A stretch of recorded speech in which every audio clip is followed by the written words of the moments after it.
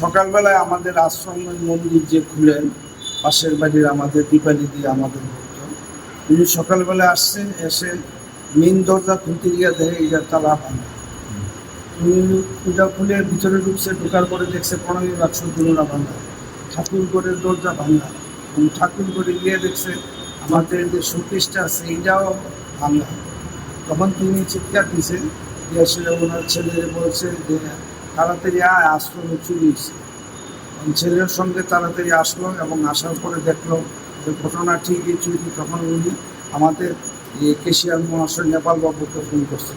Phone করার পরে উনি দৌড়ে আসছে এখানে। আসার পরে উনি সবাইকে ফোন করছে এবং আমাদেরই একজন পুলিশ দুর্গা সে আমাদের ফোন করছে। করার পরে আমরা প্রায় সবাই কর্মকর্তারা এবং আমাদের যারা স্টাফ আছে, রিটায়ার্ড আইজিপি আছে, ডিএসপি আছে, এসআই আছে, উনি একজন সাব ইন্সপেক্টর, সবাই এসে আসার পরে আমরা সব দেখলাম।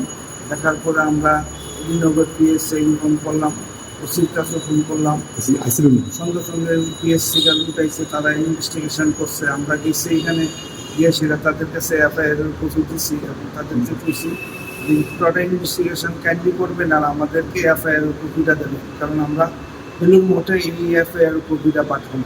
কি কি নিয়ে গেছে মানে আমরা এখন অব্দি যতটুকু জানলাম, আমাদের প্রণামী বাক্স অনেকদিন ধরে খোলা হয় না, প্রায় মাস 4 খোলা। আর ওই সারদা দেবী মার একটা কপালে স্বর্ণের স্তূপ আছে, ওই শোকেসের এটা খুলেছিল, এইটা নিয়ে গেছে।